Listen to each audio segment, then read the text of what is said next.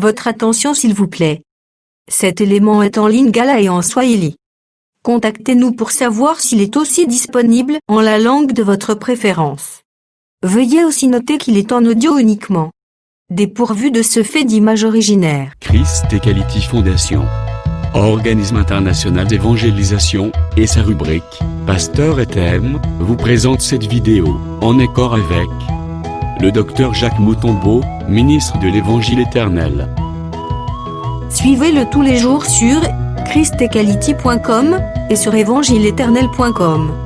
Là, vous y trouverez de manière ordonnée tous ces enseignements disponibles en texte, en audio, en vidéo et en direct à notre web radio et télé. Surtout, ne partez point sans souscrire à l'une de nos chaînes YouTube qui correspond à votre version linguistique. Souscrivez s'il vous plaît. Tous les enseignements du docteur Jacques Moutombo sont disponibles sur christequality.com/jacquesmoutombo.html. Bonne édification au nom de notre commun Seigneur et Dieu Jésus-Christ. Amen. Tozwi des rois.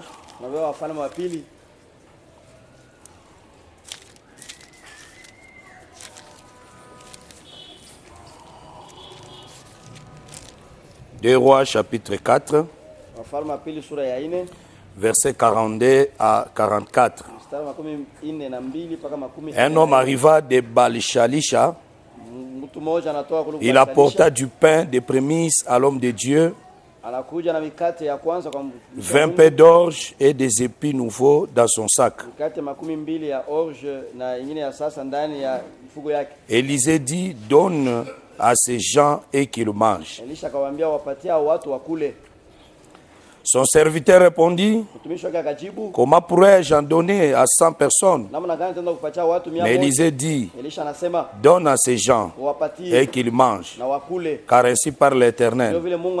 On mangera et on en aura des restes. Il mit alors le pain devant eux et ils mangèrent et en eurent de reste selon la parole de l'Éternel.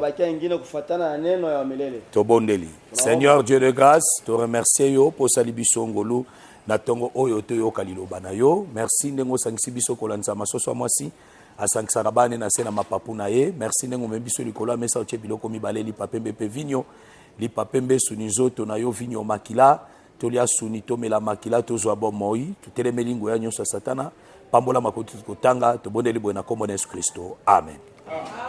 Topesi église mbote na kombo na Yesu Kristo. Topesi nzambe merci pour asali susu to monana. Vraiment abateli biso na mobembo na mboka ya Afrique du Sud. Réellement kuna le Seigneur a manifesté sa gloire. Parce que basantu ya Afrique du Sud, ça dit Cape Town na Johannesburg basepeli makasi na liloba na Nzambe. Pe balobaki na ngai ke soki na zongi na pesa basantu mbote. Mbote ya basantu ya Afrique du Sud et komeli bino na kombo na Yesu Kristo. Bino boni ba mbota baninga te. Basantu Afrique du Sud ba pie bino mbote. Ah mais c'est ça. Po ba yebisa kinga ngola komisela bino. Esika nyonso yo kokoma esika basantu baza mbote na biso ezanga te kokoma parce que bisika bazali baza na besoin ya koyoka mingi ya kotoyo boni ba église na biso kuna boni basantu ba église ezo évoluer ndenga nini to le besoin évoluer malamu et po na bango eza joie mingi tozali kokoba na marche na biso totiaki pause tosilisaki liteya te parce que voyage ekomelaki biso vise bimaki fala etokende grand thème na biso ezali sur le miracle d'Élisée. Et tolobaki ete Élisée azalaki moko ya ba prophète oyo atombwamaki na kati ya Israël. Tulisema Elisha alikuwa mmoja wa nabii wale wanyanyuliwa ndani ya Israeli. Et Élisée azali parmi ba prophètes oyo basali aussi ba miracle ebele na kati ya Israël. Elisha anakuwa katikati wa nabii wale wanafanya miujiza ya mingi ndani ya Israeli. Élisée azali prophète oyaki après Élie. Elisha anakuwa nabii ule alikuya kisha Elia. Parce que Élie azalaki prophète oyo azalaki kotambola na makolo ya Élisée. Élisée azalaki prophète oyo na makolo ya Élie. Ndio Elisha alikuwa nabii ule akatembea mu mikulu ya Elia. On remarque que Élie aussi a sala pe ba miracle. Tunakuwa kusema Elia naye alitenda miujiza. Mais on remarque que ce qu'on tangi Bible on remarque que ba miracle ya Élisée le kake belé o ya Élie. Tunataka kuona kusema miujiza ya Elisha ilikuwa nyingi kupita ya Elia. Parce que ceux qui tozui Élie comme le père, Élisée comme le fils. Tuka tunabeba Elia kama vile baba na Elisha kama vile mtoto. Et tozozwa Élie comme Moïse. Na tunabeba Elia kama vile Musa. Et Élisée comme Jésus. Na Elisha kama vile Yesu. Et on remarque que Moïse aussi a fait des miracles. Tunataka kuona kusema Musa naye alitenda miujiza. Mais le miracle de Jésus a dépassé le miracle de Moïse. Kisha miujiza Yesu ilipita ile ya Musa. Parce que Élie Elia akufa alikufa. Parce que tozo ndimisa yo ke Élie akufaki. Tukuna kuaminisha kusema Elia alikufa. Parce que dans Jean chapitre 3, Yohane sura ya 3, Jésus azoloba que personne n'est monté au ciel. Yesu anasema hata mmoja kupanda kumbingu. Si ce n'est celui qui est descendu, le fils de Dieu qui est dans le ciel. Kama isipokuwa kama mtoto wa Mungu anaenda kumbingu. C'est dit Jésus tangoye yende mutapesi biso lumière webisa biso ke non mutu boka matai na likolo te personne n'est monté au ciel. Hakuna hata mmoja alipanda kumbingu. Même komata ya Enoch, komata ya Élie ezalaki nango prophétie. Hata kupanda Enoch wala Elia ilikuwa na matabiri. Ezali nango nde lilingi. Ilikuwa ni kimvuli. Ponga il faut nandima Jésus. Ndio mimi napasha nitikie. Pour Jésus est vrai prophète. Ndio Yesu ndio nabii wa. Poyenda lobika uti likolo. Yeye anasema natoka. Alobika natiki mutu likolo te. Siko tokobana débat place ni. Sasa tutaanza kusema njoo ya nini? Amen. Jésus a dit personne n'est monté au ciel. Yesu anasema hata mmoja. Il a bien dit personne. Anasema hata mmoja. Totanga écriture wana. Tusome ile andiko. Jean chapitre 3. Yohane sura ya 3.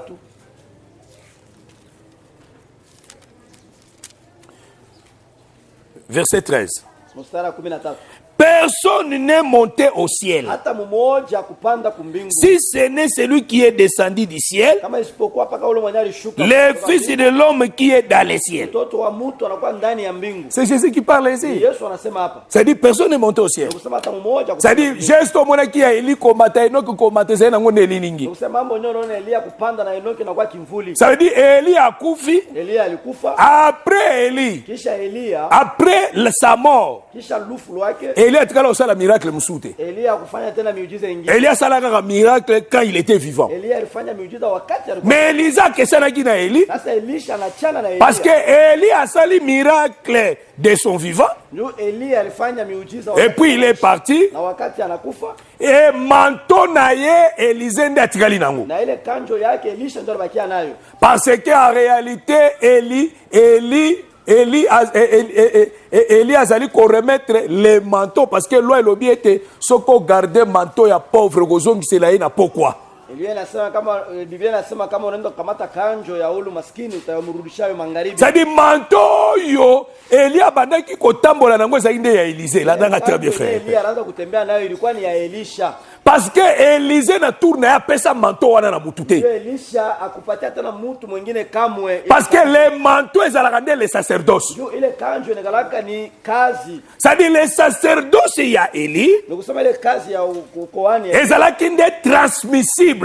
ilikuwa ya kupatiana. Ça dit soki aza nango akotika nango libela eta kopesa ngo mususu. Kama iko nayo atabakia nayo lote anapaswa kupatia mtu mwingine. Oh les sacerdoces de Élisée zali nde les sacerdoces royales. Na ile ukoani ya Elisha inakuwa ni ukoani ya ufalme. Oh ezalaka transmissible te. Ile hauwezi kupatia mtu mwingine. Ça dit zali les sacerdoces ezotika la libela et place à Élisée frère. Sema ukoani anapaswa bakia ya milele ile fasi ya Elisha. Voilà pourquoi tu as expliqué kolobake. Donc kama tunafanya kusema Élie Eliya c'est l'image de Moïse. ni picha ya Musa. Tout ce que Elia banda kosala, Ile yote Eliya alitenda. tout ce que Moïse faisait dans la loi, Musa alitenda en na réalité, c'était le manteau d'Élisée. ukweli ilikuwa ni kanjo ya Elisha. C'était le travail de Jésus. Ilikuwa ni kazi ya Yesu. Parce que tous les prophètes, Ndio nabii wote babanere ko prophétiser par l'esprit de Christ ezali na kati na bango. kutabiria kufuatana na roho ya Kristo ilikuwa Oh, en réalité, le manteau, c'est l'esprit. ukweli ile kanjo inakuya ni roho. Selon Luc chapitre 4, Kufuatana na Luka sura ya la Bible dit que Jésus a été revêtu de la puissance de Dieu. Biblia inasema Yesu alivaa uwezo wa Mungu. C'est que la puissance de Dieu, c'est tout un vêtement. Sio uwezo wa Mungu inakuwa nguo. Voilà pourquoi Ndio kwa maana Jean-Baptiste, comme Élie, Yohana Mbatizaji kama vile il Eliya dit ceci. anasema hivi, Et Sengali ngai na diminuer ya croître. inapasha mimi nishuke na yeye. C'est que le Sengali a dit que la manteau, Elisa continue le travail, il a disparaître. Amwachie yeye kanjo, Eliya aende na Elisha bakie. Et je vous dis la vérité, frère. Namwambia kweli ndugu, Élie comme Moïse, Eliya kama vile Musa, le travail qu'il faisait, ile kazi anaanza c'était le travail d'Élisée. ilikuwa ni kazi ya Elisha. Voilà pourquoi tango Elisa a eu manteau, frère. Ndio kwa maana wakati Elisha Yende atikalaki na sacerdoce ezali royal définitif. yenda robakia na ukowani na kwa ufalme. Atikala kopesa prophète mususu te. Patia hata nabii mwingine kama Pour dire qu'après Jésus, sema kisha Yesu prophète mususu akoya te, frère. atapata nabii mwingine Yende azali le dernier prophète. ataenda anakuwa nabii wa mwisho. Amen, église. Amen. Oh, en réalité, les vêtements, Ukweli vazi ça parlait les attributs de Jésus. ilianza kuonesha makazi ya Yesu. C'est que ba attribut nyoso ba prophète balai nango. Ile makazi yote ilikuwa na manabii. Moko banda ene kosala le travail de Jésus-Christ. Mmoja na mwingine wanaanza kufanya kazi ya Yesu. Et tango Elia azozwa manteau, frère. Wakati Eliya anabeba ile kazi, En réalité, yende mutu a succédé na pouvoir nyoso ezalaki ya ye. ukweli yeye ndo anamkombola ule anabeba ile mamlaka yote. Et voilà pourquoi tango azwi manteau, Na ndio kwa maana pale anabeba il devait faire les miracles quand il était vivant. alipasha kutenda miujiza wakati alikuwa anaishi. Et après sa mort, Kisha lufu il continue à ressusciter. aliendelea mkufufula. Ça veut dire, dans sa vie, Mkuse ndani ya maisha. quand il était vivant, Wakati alikuwa anaishi a ressuscité les morts. anaenda kufula wafu. Le fils Yasinamite. Mtoto wa ule mshunami Et à sa multiplication à pain. na anaenda kujumilisha mikate. Amen, église.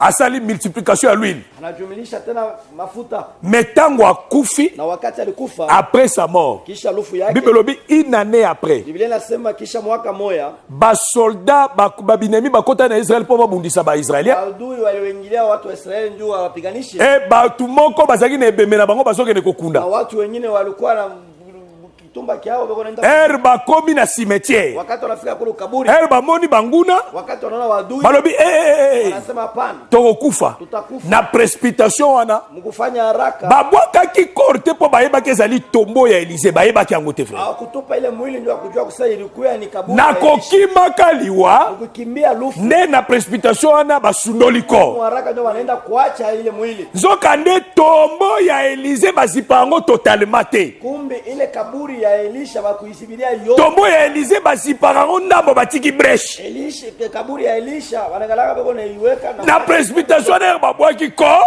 muharaka ndio watupe ile mwili Et le corps de la Bible par hasard ezalaka te. na ile mwili ndani ya bure ndani ya C'était dans le plan de Dieu. kwa mipango ya Le corps ekoti na kati ya tombo. ile mwili ni ndani ya kaburi. Nzoka nde Élysée nzoto na ye musuni ekobeba me miku ebebaka te. Kumbe Elisha mwili yake minofu itaoza Tango akoti na kati ya libulu, wakati anaingia mle mshimu, mikuwa nzoto ne esimbi na mikuwa ile mwili yake nakamatana na mifupa, asekwi. anafufuka. C'est que avant la mort, Nikusema mbele ya kufe Élysée azosekwi ça. Elisha anaanza kufufula, Après la mort, kisha lufu tena Élysée azosekwi eko ça. nafufula.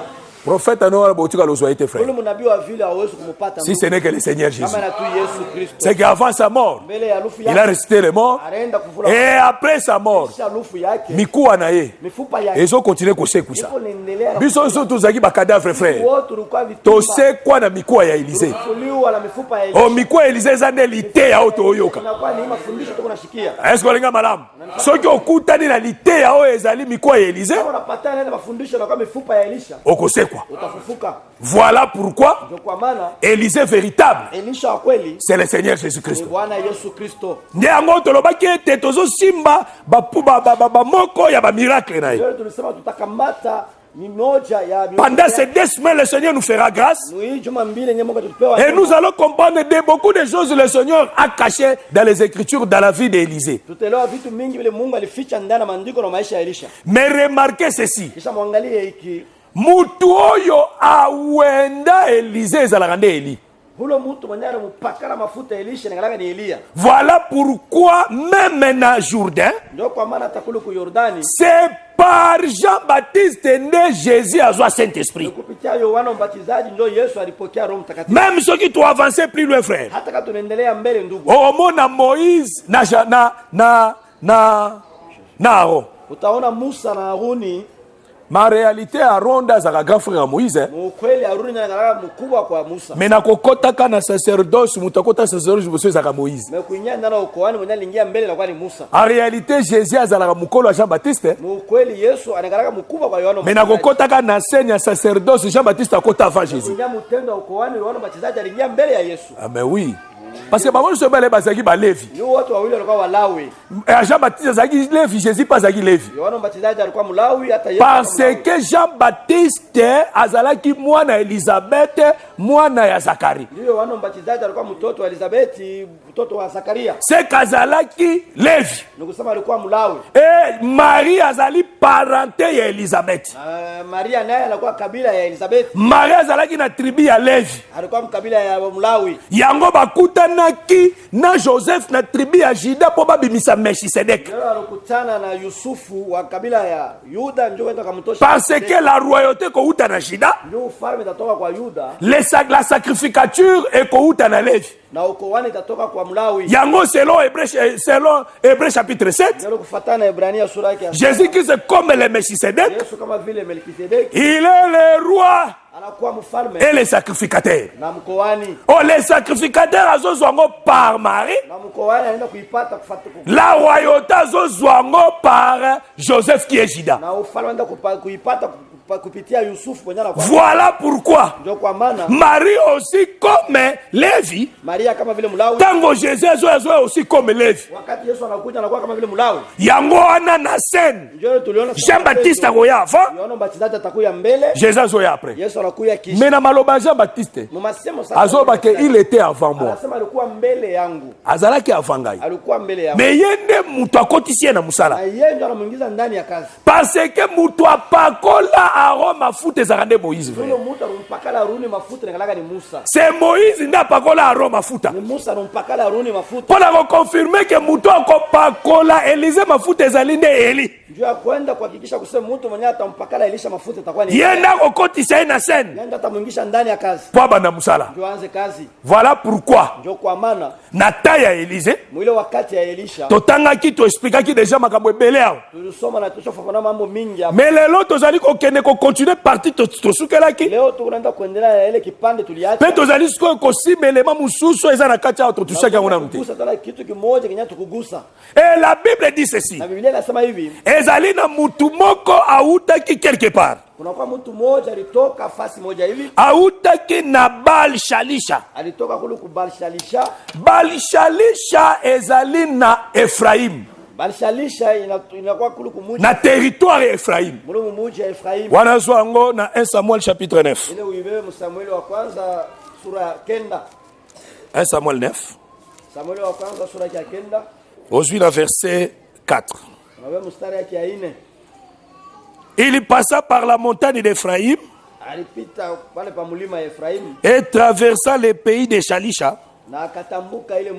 Sans les trouver, passèrent par les pays de Shalim. Et elle n'était pas. Il parcourut les pays de Benjamin et ils ne les trouvèrent pas. Ah, bazota lisa Saoul. Denga bado kene kuluka banesi ya tata na ebungaki. Et abandi ko parcourir ba pays. Akomi na Ephraim, na montagne Ephraim. Aleki na pays ya Shalisha. Oh, Shalisha on a nezali Baal Shalisha. Donc ça veut dire mutu oyo ya ye na mapa oyo. Nukusema mtu anakuwa na hii mkate. auti nde na Efraim Anatoka kule kumuji ya Efraim. ndeye mutu aye na mapa le 20 pain d'orge Njoro mtu anakuwa na mikate 20 ya orge. pe aye na epi ya sika. Kisha anakuwa na bimpunji ya sasa. Donc des épis nouveaux. Bile bimpunji ya sasa. C'est-à-dire azalaki na mapa le pain d'orge. Alikuwa na mikate ya Tosto expliquaki le pain d'orge. Tusha kufafanua ile mikate ya orge. Tosto expliquaki le chiffre 20. Tusha kwenda kufafanua. Mais tozo kota na moi eloko moko totikaki muke kuna. Na tuko niingia kugusa kitu kimoja tulia. Parce que ezalaki aussi préoccupation. Il y a beaucoup de frères. Njoo watu mingi walipenda tuisemezie ile kitu. Parce que ba tunaki mais docteur ndenge nini tiki ba elema wana. Nini wanaenda kuniuliza sasa docteur naacha njoo ya nini? Et c'est là où nous allons expliquer ça aujourd'hui. Njoo pale tunaenda kuifafanua. Et toko expliquer aussi les épis nouveaux. Na tutafafanua tena vile bimpunji vya sasa. Ba épis ezali. Ile mabimpunji ni nini? Épis ezali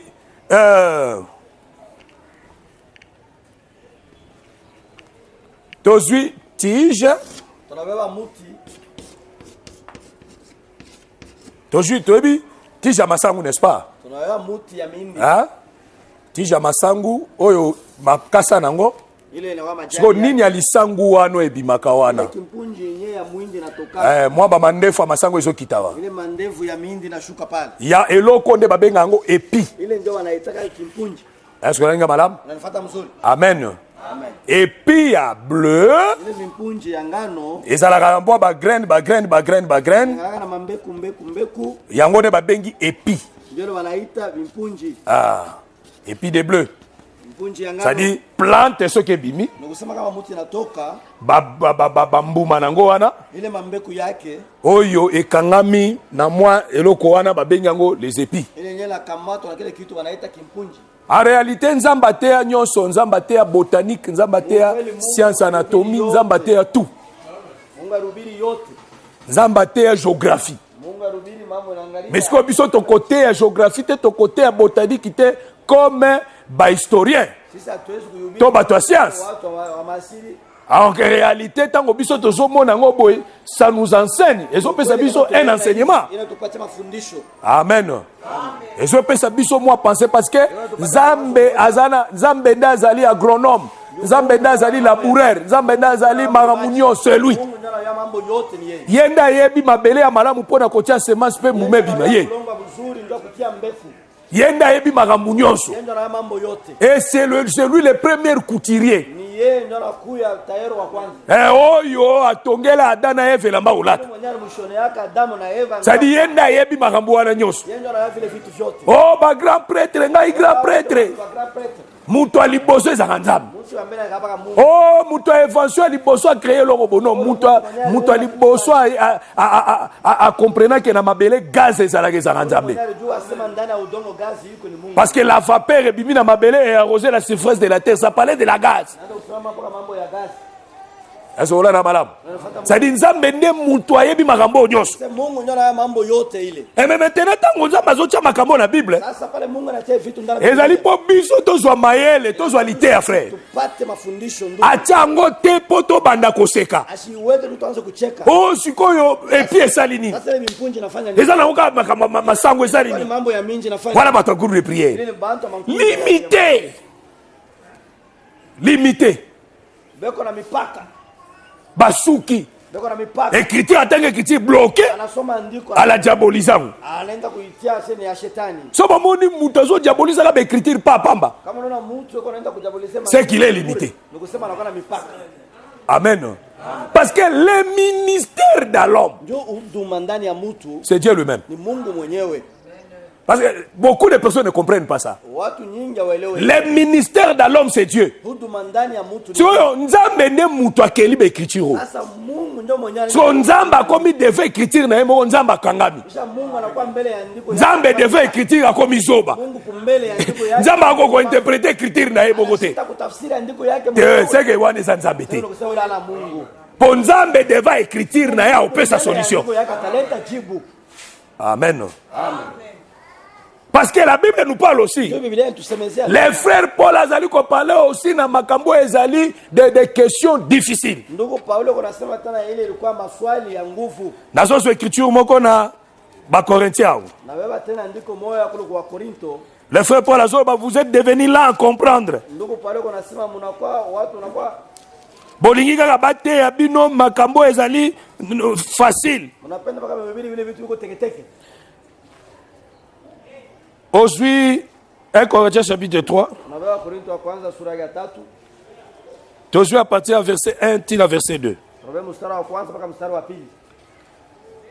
Pour moi, frère, Kwangu mie ndugu, ce n'est pas comme à des hommes spirituels que j'ai pu vous parler, mais comme à des hommes charnels, haina kama kwa watu wa kiroho tasemezea, ina comme à des enfants à Christ. kama kwa watoto wa ndani. Je vous ai donné du lait et non de la nourriture solide, Nilimpatia maziwa pana, chakula ya nguvu. car vous ne pouviez pas la supporter, Jua mkuweza kuivumilia et vous ne le pouvez pas même à présent, na mkuweza hata wakati parce que vous êtes encore charnel. ndio mnakuwa wa kimwili. Oyebi bato baza charnel, Unajua wale watu wa kimwili basiportaka la nourriture solide te, hawavumilia yake chakula ya nguvu, hapana. et ils aiment que le lait. Wao wanapenda mpaka maziwa, Le lait kaka. maziwa tu. Oh, la nourriture solide Ile chakula ya nguvu est pour les hommes faits. inakuwa njuu ya wale watu wenye kutungwa mzuri, Amen. Pona bato bakoli bakembi, wale watu wenye wasa kukomea, bato baza kokola, wale wanakuwa wanakomea, nde bakomprenaka la nourriture solide. ndio wanaelewa ile chakula ya nguvu. Voilà pourquoi na Cana, Ndio kwa maana kule Ukanana il y avait deux nourritures là-bas. kulikuwa chakula mbili kule, Le lait maziwa et le miel. na sari. Pas seulement le lait, Hapana, paka maziwa le miel aussi. na sari. Le lait c'est la nourriture des enfants. Maziwa inakuwa ni chakula wa Le miel c'est la nourriture solide pour les hommes faits. sari inakuwa chakula ya nguvu. Voilà pourquoi la cantique des cantiques, Ndio kwa maana Mungu la Bible dit ceci, Biblia inasema dans la bouche d'une femme, ndani ya kinywa mwanamke, dans sa langue, ndani ya ulimi il y a deux nourritures. kuko chakula mbili. Amen. Moi si moko na cantique de cantika, Mwanamke mmoja muimba na kati ya munoko na ye ndani ya kinywa yake azaka na deux nourritures. anakalaka na chakula mbili. Tozwe Bible, Tunabeba andiko cantique de cantique. nyimbo wa Solomoni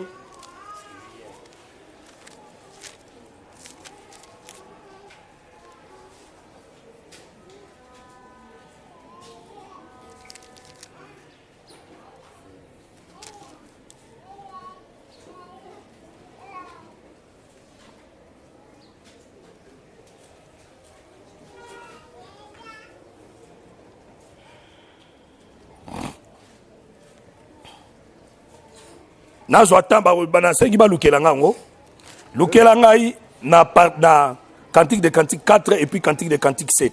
mnitafutie hiyo musura yake ya Là où l'homme vante la beauté de la femme. kulo kwenye mwanaume kuna tapa uzuri ya mwanamke. Ah, parce que mobala zo vanté, parce que na kata cantique de cantique mobala vantaka la beauté de la femme vantaka la beauté de l'homme. Uzuri ya mwanamke na mwanamke anatapaka uzuri wa mwanaume. Et 4 hein? Merci beaucoup frère. OK. Verset 11. Cantique de cantique 4 et 11. Sura yake ya 4 Tes lèvres distillent le miel, ma fiancée. Tes lèvres distillent le miel, ma fiancée. milomo yako yenyewe kuna distille. Il y a sous ta langue du miel et du lait. Chini ya rudimi yako kuna kuya maziwa na nsari. Interprète Balobi, au PC Swahili qui est côté. Tes lèvres za milomo papa. Alobi bien. Hein? Nalobi boy. Tes lèvres distillent le miel. Milomo yako kuna distille sari. Distillé. na Swahili zani. Kutosha nsari. Kopesa, distillé kopesa. Milomo yako unatosha nsari. Donc, les lèvres distillent le miel. Milomo yako iko navuisha nsari. Et il y a sous ta langue du miel et du lait. Na kuna kwa chini ya rudimi yako nsari. Et l'odeur de tes vêtements est comme l'odeur du Liban. Na harufu ya manguo yako na kama harufu. C'est un enseignement très profond, mais on dit que cette femme, ina kama fundisho ya Nasalole Monae, sasa chini ya rudimi azalaka na mili kipena mafuta nzoi. anakaka manziwa. Moi si aboy na sa moyo tuka lo monete frère. Ule mwanamke wa hivi chini ya dunia wewe. Siko bato balinga interprétation te. Watu wapenda kutafsiri. Comment tu vas expliquer cette femme? Namna gani utaifafanua? Ezana ni mama ngalula. Ina kama mangalula. Hein? Azate. Anako. Mais Bible lobi yango. Sasa Biblia inasema Moi so na munoko na ye na salole monae. ule mwanamke chini Azaka na miel eko na sari na miliki. na maziwa Est-ce que nga malam? C'est dans sa bouche. ni ndani ya kinywa yake. C'est que cette femme a kana mobimba. Nikusema ule mwanamke anakuwa kanana mzima. Aza kana frère. Anakuwa kanana ndugu. Dans sa bouche frère. Ndani ya kinywa Il y a du lait. muko Il y a maziwa. aussi du miel. Muko na sali. Mais lire la Bible frère. Sasa soma Biblia. La bouche c'est toute une personne. Biblia inakuwa mtu mzima. La bouche c'est la Aaron.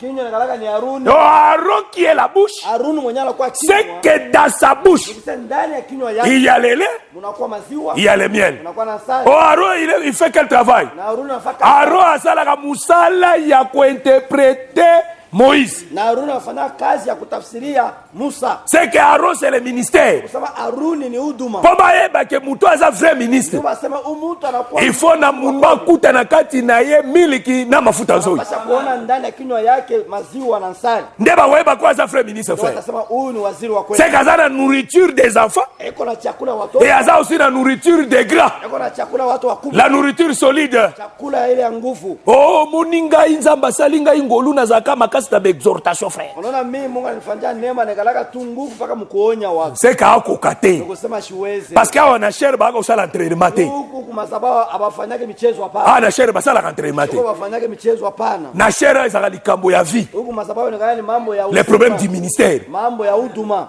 Oh nazo mekanano. Mimi niko napima mbele. Aba mekakate. So de yaba siba tieli o maboko comme ministre. Kama wanakojea mikono na C'est kokomi mukolo. kusema unakuwa mtu mkubwa. Magambo ya entraînement sili. Ile mambo ya kufanya michezo huku inaisha. Entraînement ezalaka nde na ba disciple. Ile mambo ya kufanya michezo inalaka na Tozo former bango. tuko naenda kuwatunga. Mais ministre so da basi ba tieli binye bani bi ba tieli maboko. C'est que yemo kwa za sirke na sina koki. Nikusema anakuwa yeye mwase naenda. C'est que soka matina cher magambo oleleza te. Kama napanda kwa sababu mambo ya kuriria haina hako tena. Est-ce que linga malamu? Anafuata mzuri. Voilà pourquoi Ndio kwa maana nous les saints sisi watakatifu nous avons la nourriture des enfants. tunakuwa na chakula watu. Nous avons aussi la nourriture solide Tuna chakula ya nguvu. et nous avons aussi des points difficiles. Na tunakuwa na mambo mengine ya nguvu. C'est ça que le frère Paul dit. Ndio vile ndugu Paulo. C'est-à-dire l'été à Moussa Zapaya l'été au sandi make non ndenga okoti soko za makasi to tikali kuna nako ndenga ko bimo bimesute. Maofini nyingine kama unaingia hapo namna au kutoka haina hako. Donc la montée mususu akoti ye moko muto ebi c'était kota la verset wana. Ye moya kuna mtu. Ye moko akoti la Ye verset. moya anaingia mwili. Akangami Anaenda kukamatwa. a bloqué. Anashinda. Bon to comprendre nango na mukolo na nkolo. Oh te. Eba ba ko ba mukolo na nkolo te frère. Lele wakati A bloqué. anashinda na. C'est que ça va point difficile. Ndio kusema kama nukta ya nguvu. Est-ce que regarde madame? Ça va point difficile frère. Kama nukta nguvu ndugu. Voilà pourquoi moté a voici m'écriture nae. Ndio kwa maana Il faut na makoki ke na ko kende pe na ko bima pe na ko zonga. anapaswa kwa kuweza kusema taenda. Parce que loi lo biboy. Ndio sheria. Roi ya zo kamba Israël. Ule mfalme anaongoza. Il faut na makoki ya ko bima na peuple pe ya zonga na bango. Ya kutoka na kurudia na taifa. Ezate ka bibi na peuple batikali bakaki bango la captivité. Daye moko bakaki la captivité te. Anamwamba kule. C'est que côté ezala combat. Ni kusema kuhubiri na To koti na bino to bibi na bino. tunaingia na nini na tunatoka na nini? To suis délivrance. Tunapata To suis victoire. tunapata ushindi. Que le Seigneur vous bénisse. Tunabariki. Voilà pourquoi Ndio kwa maana la femme ya Nebuchadnezzar ule mwanamke wa Nebukadneza yenda comprenant qui frère. yenda alipata Alobi je connais un homme. anasema jua mtu mmoja Ayebi ko répondre na ba question difficile frère. kwa kujibia kwa maswali ya nguvu. C'est-à-dire hein, Nikusema il y a des questions difficiles. kuko maswali ya nguvu. La loi, les prophètes et les psaumes Sheria sont des questions difficiles. inakuwa maswali ya nguvu. Voilà pourquoi il y a plusieurs formes, il y a des sacrifices. Ndio kwa maana kuna kama hali ya mingi ya masadaka. Ezaka na poignée de farine. Basala kalipa na Lévitique chapitre 2, hein, là où on fait les pains ou les gâteaux. Wanafanyaka mkate. Si vous avez un finia. Mtata kulewa tu anafinya. Wana eza exhortation. Ile inakuwa ni kuonya watu. Lité moma azuka mo écriture mo boy. Amoneli écriture wana. Anaionea sana ile andiko. Les appels écriture muso ezali pe pigeon. Na kuko tena andiko lingine. Ah, muni moté azobida. Unaona mhubiri anasema sana. Ba décret ba no mata muso ezaka moi même. Panda ngine nakalaka sawa vile bana kondo. Mais muso ezaka ngombe. Ngine nakalaka sawa vile ngombe. Écriture muso makamno zo beza ba sacrifice zo sema na Israël. Mambo ninasema inakuwa ni masadaka yanafanywa kwa Israeli. C'était farine Ilikuwa pour faire le pain, c'est tout un sacrifice. Ilikuwa ni sadaka mzima. pigeon ezalaki mpe sacrifice, Njiwa tena ilikuwa ni ntaba meme ezalaki mpe sacrifice, ule mbuzi ngombe ezalaki mpe sacrifice. hata ngombe ilikuwa Siko pozwa ozo siko na kati ya bangombe baklase ya bangombe yalaki katikati ya wangombe sezalaki mpe na toro kulikuwa tena wangombe siko yo ozwa toro wewe sasa unakola ngombe mwanamke mnene seza becriture mosusu ezalaka batoro unakuwa tena maandiko mengine otenge criture bobloke unaangalia hivi unashinda fasha kwenda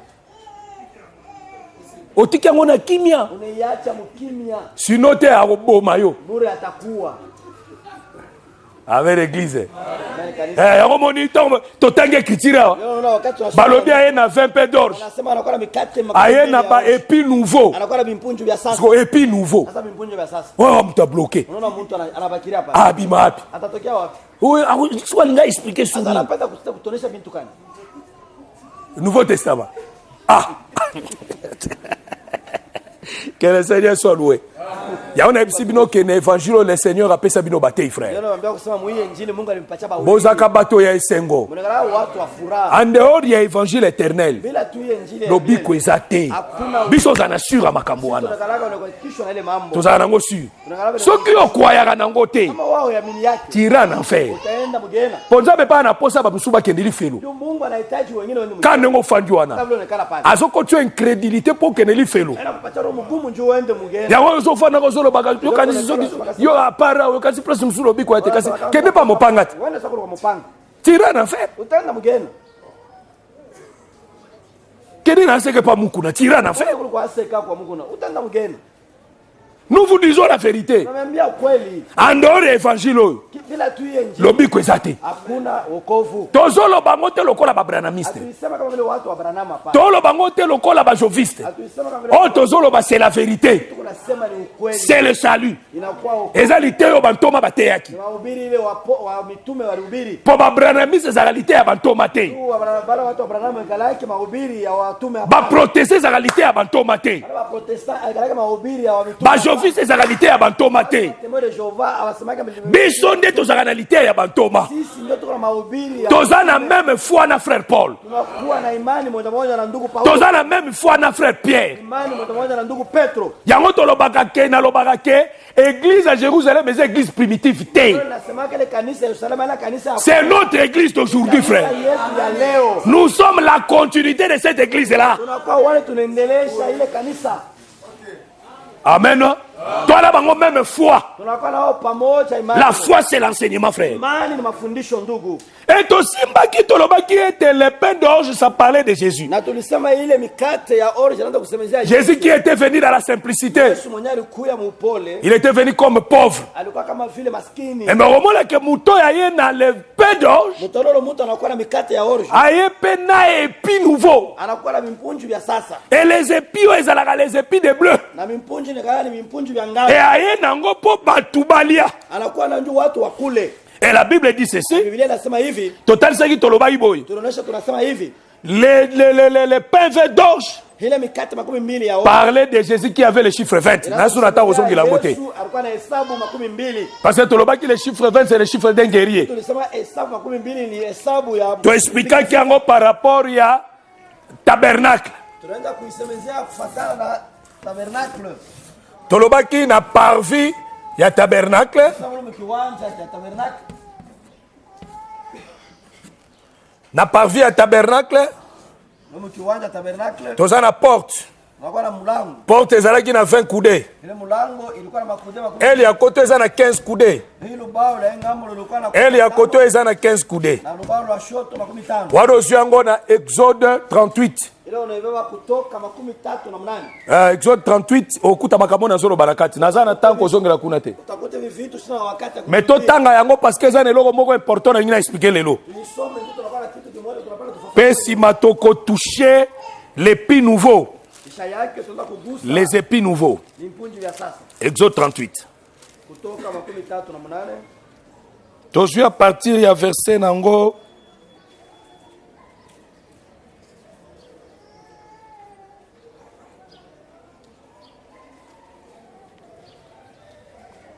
Tozwi à partir ya verset nani ngata nakendeka na mokuse rapidement. napana tunaenda mkifupi mbio mbio Tozwi à partir ya verset 9. Tokita. Anga mstari ya kenda na Il fit les parvis du côté du midi. akafanya ile kiwanja. Il y avait pour forme les parvis de toile de fin lin rector sur une longueur de 100 coudées. Du côté du nord, il y avait 100 coudées de toile avec 20 coudées, 20 colonnes et leurs 20 bases de reins, les crochets de colonnes et les trangles étaient d'argent.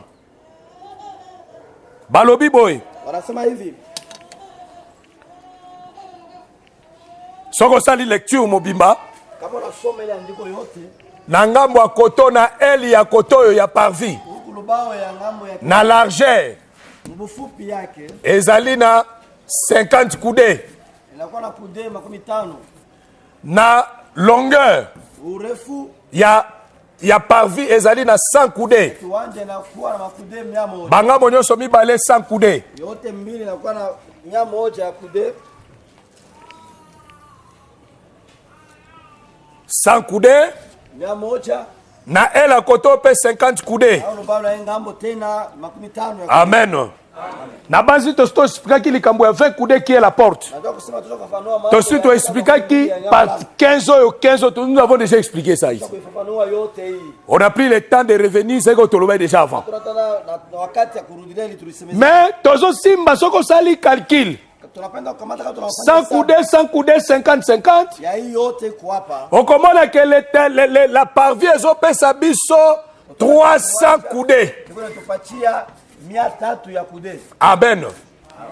Ça veut dire Ni kusema le tabernacle, parce que ça bamituna bandeko batuna ngai. inakalaka ni maswali ili balinyuliza. Babaki me docteur ndenge nini otiki ba sawa na otiki ba 50. Totika lo so penser te. Acha ile yote. Nalobi ke yango dozongi po to expliquer penser oyo. Leo tunarudilia ndio tuoneshe hii. Tolobi ke le tabernacle Tunasema hii tabernacle yote ezalaki nde na valeur ya 300 coudées. ilikuwa na bei ya 300. C'est-à-dire ezalaki na chiffre 300. Ilikuwa na hesabu ya 300. Mais le Seigneur aussi azotindika biso to expliquer ba chiffre mike na ba el nyonso na yango. Kama tena tufafanue hii mahesabu yote. Na base tosi to expliquaki le chiffre 100. Tuisha kufafanua ile hesabu. Totalisaki tolobaki ete le chiffre 100 ezali le chiffre oyo Abraham abotaki.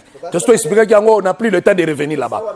Ndio ile wakati Abraham alizaa. Tosimbaki le chiffre 50, tosi tolobaki non, le chiffre 50 ça parlait de jubilé. Na 15 tulisema mambo ya ufungulivu. Mais lelo nous allons parler sur le chiffre 300. Na leo tutasema juu ya hesabu 300. Et puis ce que le Seigneur a pesi biso occasion, nous allons toucher sur les épis. Tunaenda kugusa mambo ya mpunji. Nalingi ozala na pensée ya kolanda makamalamu. Mimi napenda kuwa na mawazo ya kufanya. L'assemblée des saints c'est l'école o ba formaka batu pona kokola. Kusanyiko watakatifu na garaka ni masomo. Ezala ba frère, ezala ba mama biso nyonso tobengami ya ko connaître la parole. Kwa baba wa mama sisi wote wanatuita ndio tujue neno. Afin que toyeba ko se défendre devant batu nyonso oyo balingi koya kokwesa bafana biso. Ndio tujue namna gani ya sisi kujidefend kwa wale watu wote wanapenda kuangusha imani yetu. Parce que soko oyebi parole te, Kama ujue neno, okomi devant branamiste, kwa kumbele ya ule mtu, okomi devant joviste, mbele ya ule mtu atemoe de Jehova, ba oramasser yo. batakulokota. Parce que tu ne maîtrises rien. Ndio ujue kitu. Amen, église. On remarque que le tabernacle, tu t'expliques expliqué que le tabernacle est un mutubo bimba. Ilikuwa ni mtu mzima hii hema. Le tabernacle est en 3 parties. Hii tabernacle ilikuwa na vipande vitatu. Les 3 parties parlaient de Jésus. Vile vipande vitatu naenda kusemezea Yesu. Parce que les 3 parties parlaient de 3 ciels. Ndio vile vipande vitatu naenda kusema mbingu. Parce que le frère Paul a dit, il y a quelqu'un, il y a un homme qui est monté au 3e ciel. Ndio Paulo anasema kwa moja alipanda mbingu ya tatu. C'est-à-dire le 7e ciel est à la katei. Kusema mbingu ya saba ikalake. Parce que Nzamba Azwelo Komoko a répété encore plusieurs fois. Ndio Mungu anaweka kitu kimoja na kirudiria Le temple de Salomon est à 3 étages. hekalu ya Solomoni ilikuwa na L'arche de Noé est à 3 étages. ile sanduku ya Noa nayo. Le tabernacle est à 3 parties. Na hii tabernacle ilikuwa na vipande vitatu. Oh, en réalité, le temple de Salomon parlait du ciel. Ukweli ile hekalu ya Solomoni inaanza kusema juu ya L'arche de Noé parlait aussi du ciel. na ile chombo ya Noa. Le tabernacle parlait aussi du ciel. na tabernacle mpaka juu ya mbingu. En réalité, nyonso misatu wana esalama presque na ba forme moko. Enda kufanywa mahali moja. Oh, remarquez ceci. Utaenda kuona Tango Salomon asisi kotonga temple, wakati Solomoni anaisha kujenga hekalu. la gloire de Dieu est descendu dans le temple. Utukufu wa Mungu ulishuka ndani. Oh, la gloire ne peut jamais descendre dans le temple si on a aussi semi kotongisamate. Na utukufu haezi kushuka kama ile hekalu waesha. Oh, la gloire qui descendait dans le temple, c'était Dieu lui-même qui descendait dans son corps. Na ile utukufu inakuwa ni Mungu mwenyewe alishuka ndani ya mwili. Effectivement, c'était ça. Na njoo ile ilikuwa vile. Na Exode 40. Na kutoka makumi. Tango Moïse assis kotonga tabernacle. Wakati Musa anaisha kujenga. La Bible dit que la gloire de Dieu est descendue dans le tabernacle. Anasema utukufu wa Mungu ulishuka ndani ya tabernacle. Donc ça confirmait que le tabernacle, c'était le corps ilikuwa ni mwili de l'Éternel. ya wa milele.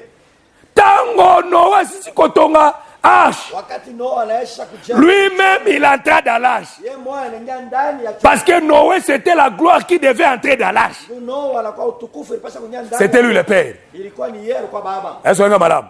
So, aujourd'hui, maintenant, dans Eden, Kama unarudia kule kwa Edeni. Zambe tango asisi koforme Adam, Wakati Mungu anaisha kutunga Adamu. il souffla sur les narines d'Adam. Alienda kumpumzikia Oh, le souffle qui entre dans Adam, ile yenye pumzi iliingia. c'est la gloire, c'est Dieu lui-même qui était entré dans Adam. Utukufu wala Mungu aliingia ndani ya Adamu. Oh, le frère Paul a expliqué. Na ndugu Paulo afafanua hayo hiyo. Mutu azalaka na trois parties. Ule mtu anakalaka na vipande vitatu. Corps, âme, esprit.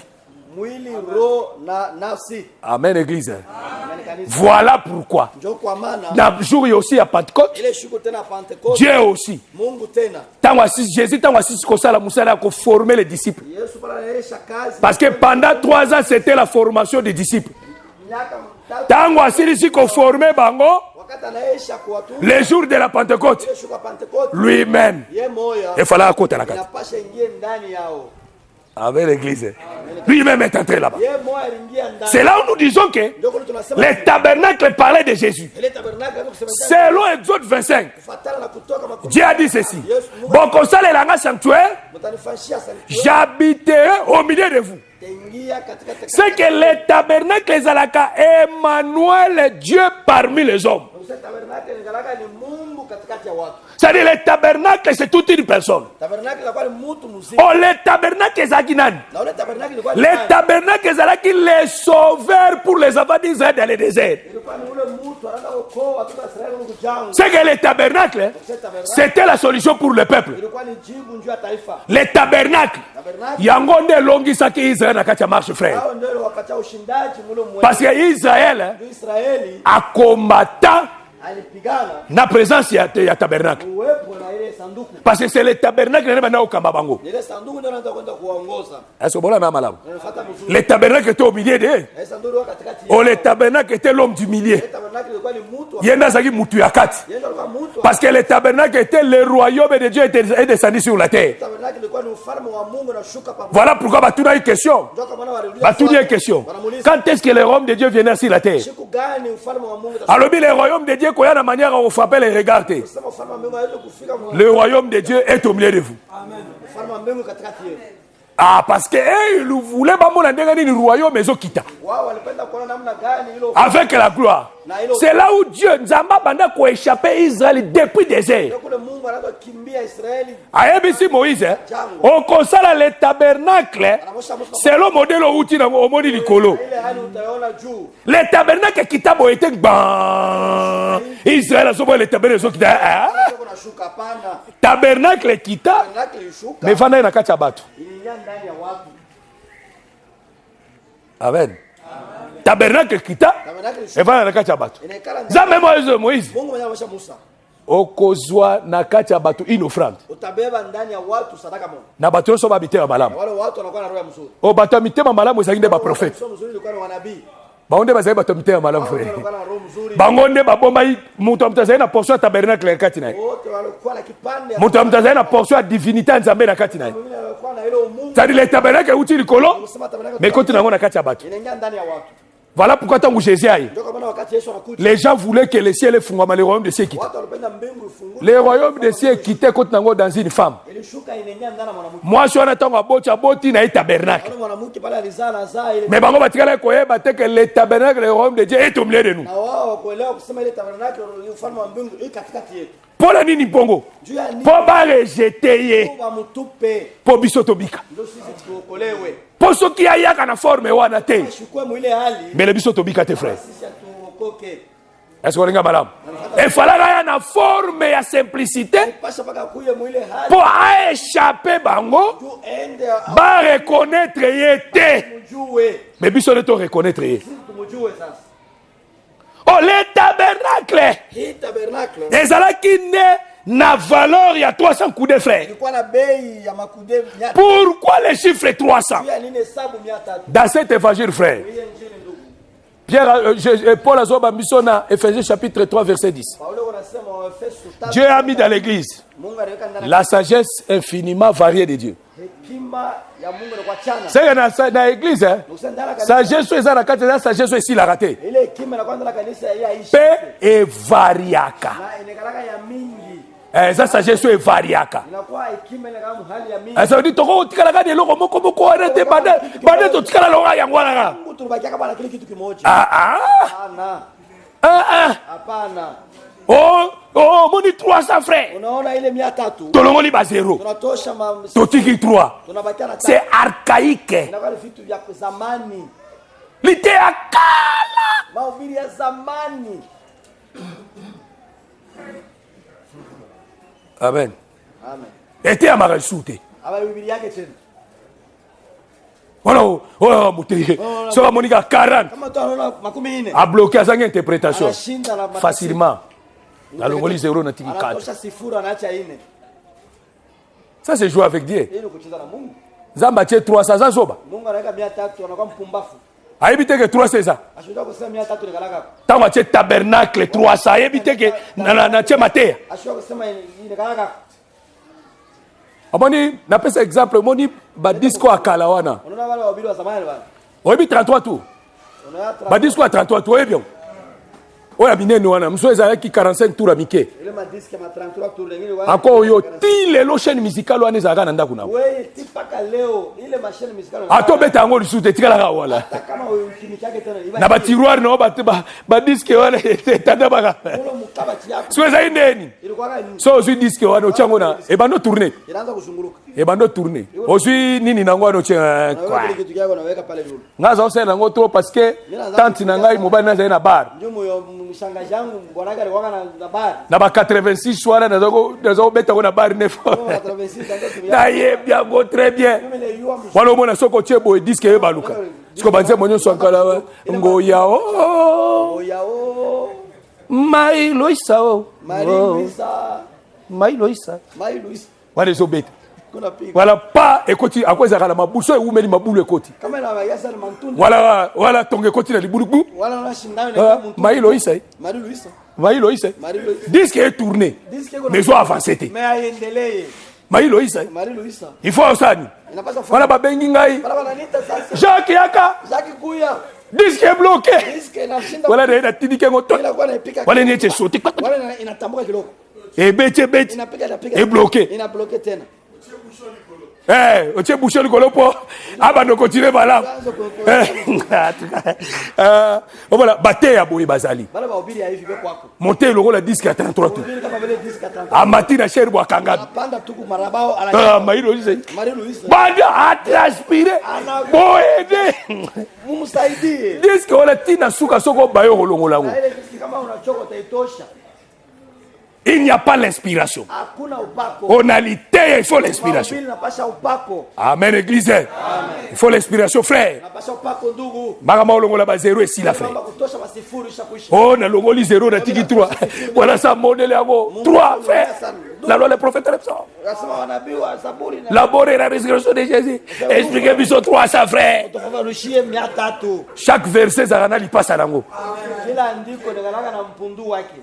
Parce que ba ebisi moi bala otala moi na cantique de cantique. Ndio wanasema wanaume na ngara. Abi mabele no ezalo kwa ba jimo. Anasema maziba ya. Aseke mabele ezaka ba jimo. Nikusema jiba nikalaka mpundu. Nzoka ndeza la Deutéronome 18. Kumbi nikalaka ni Dieu vous suscitera un prophète comme moi. Mungu atamtosha nabii mmoja kama. Aseke le prophète du matin zakana li passe le prophète du soir. Kama nabii wa kusubuhi nikalaka. Ezaka le prophète du matin corbeau ya tongo. Nikalaka ni ule nabii. Oya zwe na lipa na mai. Ule kungura na. Corbeau ya pokwa pasa li frère. Na kungura. Lipasa ya muninga. Na mpundu wa mwingine. Soko zangi lipasa. Kama una na mpundu. Tikamu. Acha. Timu kologozwa lipasa na ye. Paka pale utapata mpundu wake. Amen. Amen. Amen. Parce qu'il faut à la loi et au témoignage. Ndio inapasha sheria na ku Bon bébé amelaka na mabele mibale. ndio mtoto anakunyaka maziwa. Bapesi ya koto. Anampatia kushoto. Après babaloli yeso ya koto. Anampatia kushoto. Wana toki à transpirer. Pale anaenda kutoka C'est à la loi et au témoignage. inakuwa ni kusheria na kunema. Amen. Amen. Yango ezaka batei mususu omona mabele minene. Ba mama mususu bazatala mabele minene. Mama bengine ngala mashiba ya minene. Miliki yate. Amuna mashiba. Wana omelisa mwana ka ba biberon. Vile sasa anaanza kulisha mtoto Ba biberon. Ba biberon sasa. Mais mabele minene. Sasa mashiba ya minene. Mais Sasa il n'y a pas lélé là-bas. amuna maziwa. Wana eza batei mususu. Vile nakuwa babili wengine. Ba titre ka ya minene. Anakuwa paka na macheo ya Lite ezate. Hakuna mahubiri. Archibishop. Inakuwa archibishop. L'homme est puissant. Mtu wa uwezo. La gerbe qui marche. Anakuwa majani kwa tembea. Mais lite ezate. Mahubiri haina. Amen. Ah, mais frère Paul Azolo bakenaza nourrice non? Nuko Paulo anasema mimi nakuwa mtu na Mais Paul Azo mitia na mwasi tazo mitia mwasi amelisaka bana, n'est-ce pas non? Paulo alitia Paulo mwana. C'est que ministre azaka mwasi frère. Musa wazira galaka mwanamke. Ah, c'est que ministre là, il faut bomber mabele nyo so mibale to ne soit comme na 3 Mongolie. Unaona maziwa yake mbili. Soit comme na 3 mabele Mongolie. Kama anakuwa na maziwa. Soit zanango moko Mongolie. Mwana yeye hapana. 2. Mbili. Nyo se fait kokana. Yote anapasha Parce que zaka ba jimo. Ndio ni ngaba mpundu. Et c'est écriture frère. Inakuwa ndiko ndugu. Amen. Nzamba chango na abachango na Bible nzamba okisoni te kanga mute inde na koka so. Anaweka Biblia sisikie haya mpaka mimi wa mhubiri utasikia haya. Amen. C'est la parole de Dieu frère. Inakuwa neno la Mungu ndugu. Ah, c'est la ceux qui osent raisonner autre parce que dans la bandi koloba ba esprit eza na kate bando la muka. Mpepo kwa ndani mwako anaanza lamuka. Ngala lobe la Bible. Mimi nasema mambo ya Biblia. Na lobe la les deux jumeaux comme les deux montagnes, les deux Moïse, les deux prophètes baba, Moïse du matin et le Moïse du soir. Musa wa magharibi. Que le Seigneur vous bénisse. Bwana amebariki. C'est-à-dire le chiffre 300. Sasa hesabu 300. Nde tabernacle otambola nango. Tabernacle unatembea. Toshi ba écriture. Kuna maandiko. Toshi Tunabeba juge. Wamzi.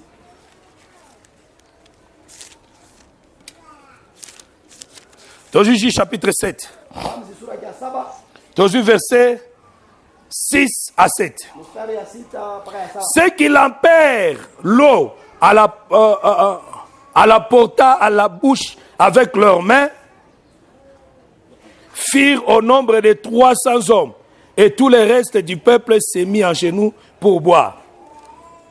Et l'Éternel dit à Gédéon, c'est par les 300 hommes qui ont la paix que je vous sauverai et que je livrerai mendiant entre les mains, que tout le reste du peuple s'en aille chacun chez soi. Amen. Awa, Zamba bengi Gédéon. Mungu anamuita Gideoni. Pour Gédéon qui ne délivrer les enfants d'Israël maboka ba manjanit. Gideoni anataka kufungula watoto wa Israeli kwa watu wa Madiani. Et Gédéon azalaki na 32 000 soldats.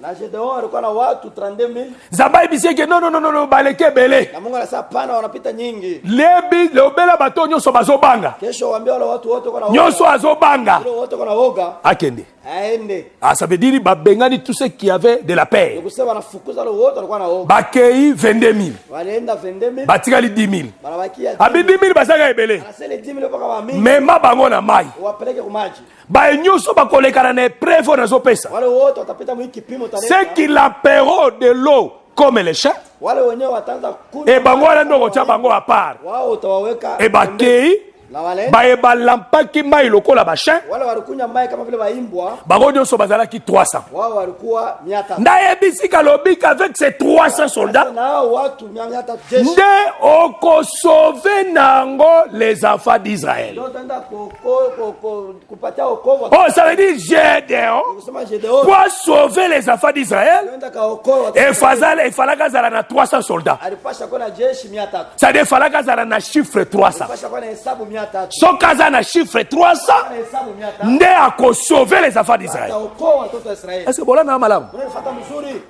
Ça veut dire bah personne sont déjà pensé. Ndio sema tupatie jamaa wao. Les chiffres 300 Hesabu 300 c'est les chiffres du sauveur. ni hesabu ya kuokoa. C'est-à-dire les chiffres 300 c'est le sauveur. hesabu 300 inakuwa Parce que Dieu, il marche aussi dans les mathématiques. ndio Mungu anatembea tena mambo. Na ibisa kibino la fois passé que okima mathématique na classe. Sasa kimbia mahesabu kule kwa masomo. Na so ibisa que on a comme en Afrique du Sud. Pale nafika kwa Afrika Kusini. Na mimoni zoba devant anglais. Mimi niliona mtu wa bure mjua Kiingereza. Na kumbuka roi baba. Na ndo baba na kwa sababu mtu ayo kusema. Na ba anglais mike na zena ngwe kimi. Na ile Kiingereza kilogilo wanaonyesha kimbia yote. Na Zimbabwe. Mbona Zimbabwe? Na kwa na supermarché moko. Mimi nafika na uza kana ndenga oloba. Na shinda tangi za kusema. Sio na ucha wao. Na ndo fopa hivi. Na jus papier. Na wewe papier. Na komi. Naandika. Tao na komi. Wakati naandika. Ndera pesi. Ndio mimi nawapatia. Mtu anasema chenga bi. Mimi mwingine anasema hivi. La jus bogo na pesa. Na wewe mateka sana napeleka. Poni ni to négligaki. Juu ya nini ndio tulibeulaka. Okimi plaso. Unakimbia kule. O rattraper place msu. Nakupata fasi nyingine. Aso madame. Nafuata mzuri. Allez, moi et moi on a fandi kuna. Hii mwezi mwana kala kule. Ah, no ekima zongi mwa muke. Kimbia kinaanza rudia kilo. Ah, na komi pe, how are you? Hapa tena nasema habari gani? I'm fine. Sasa niko mzuri. Moi ubeti pe mwani, give me. Unapika sema unipatie hapo. Si yo kimaki mathématique ezongeli yo frère. Ori kimbia kama hesabu kule na kurudi. Omone ezo chauffeur na mutu parce que eza ba biloko zo linga ngote. Sasa ile kupatia kichwa. Oh, Dieu se cache aussi na kati ya mathématique. Mungu naye anaenda kulificha ndani. Ça dit lobi qu'on délivre Israël avec les 300 soldats. Na sasa utaokoa Israeli na C'est que ceux qui bazali 299 délivrances exactes frère. Hakuna wokovu. Il faut bazala 300. Kwa paka 300. Amen. Amen. Yango na Samson. Ndio ile Samson. Potungelanga ba Philistins. Ndio enda pigana. Il faut réunir 300 renards. Anapasha kutanishe wale. Ceux qui bazali 299 renards elanga ba Philistins aussi kate. Kama 299 Il faut bazala 300. Inapasha kwa 300. Voilà pourquoi Ndio kwa maana l'arche de Noé. sanduku ya Noa. Zamba ebisi Noé. Mungu anamwambia Okosala arche. utafanya chombo. Hauteur longueur nango. Burefu yayo Ekozala 300 coudées. itakuwa 300 ya kudu. C'est que ceux qui l'arche ezalaki 299 coudées. Ukisema kama ile chombo ilikuwa na 299 Elingaki ezinda. ilipasha kutumbukia mumai. Elingaki ezinda frère. Ilipasha kutumbukia mumai. Pour respecter principe te. Heshimia mipango hapana. Au point zinda te. Juu isitumbukie. Et sauver Iye uko Noé et sa famille. yokoe Noa na Il fallait qu'arche ezala 300 coudées. ilipasha ikuwe 300. Voilà pourquoi Nzamba ebisi Noé. Kwa maana Mungu anamwambia Noa L'arche était venue pour sauver frère. chombo ilikuwa njuu ya Yango to expliquer que l'arche de Noé était le 4e fils de Noé. Tumesema chombo ya Noa ilikuwa mtoto ya 4 ya Noa. Parce que Noé botaki bana misatu. Noa alizala watoto watatu. Bana misatu ala kokai ko sauver te. Wale watatu hawakupashi kumokoa. Et l'arche est comme 4e. Na chombo inakuwa kama vile Na nzela ya arche nda ko sauver. njia ya chombo ndio atenda. C'est que l'arche c'est le sauveur. Kusema chombo ni kile C'est que le véritable sauveur ule mwenye anakuwa kweli c'est le Seigneur Jésus-Christ. Bwana Yesu Kristo. C'est que la loi le prophète le psaume. Ni kusema sheria Oyo eza bana misatu ya Noé watoto watatu bakokai ko sauver te. hawakuweza Est-ce que madame? Et l'arche il vient comme le 4e. chombo inakuwa kama vile ya 4. Yenda soit comme sauveur. Yeye ndio anakuwa kama vile anakuwa koko. Voilà pourquoi Ndio kwa maana l'Israël Israeli pour habiter na désert. juu enda ukoke mu Il fallait qu'atambola na tabernacle eza na chiffre 300. pasha kutembea na tabernacle. C'est que le tabernacle c'est le sauveur d'Israël. Kusema ile tabernacle Yenda longisa bango na kati ya désert. bashindia. Soko lingo longa na kati ya désert en destination Cana. Kama unapenda ushinde mule mjamba. Tambola na véritable tabernacle. Tembea la tabernacle ya Waza na chiffre 300. unakuwa na hesabu 300 Akolongisa frère. atakushindia Amen. Na babitumba nyonso na kati na yo. mu maugomvi yote. Voilà pourquoi pour que général longa. Ndio kwa maana njoo Il faut attendre la chiffre 4, chiffre 300. na hesabu 300. Yangwana Ndio ile Enoch.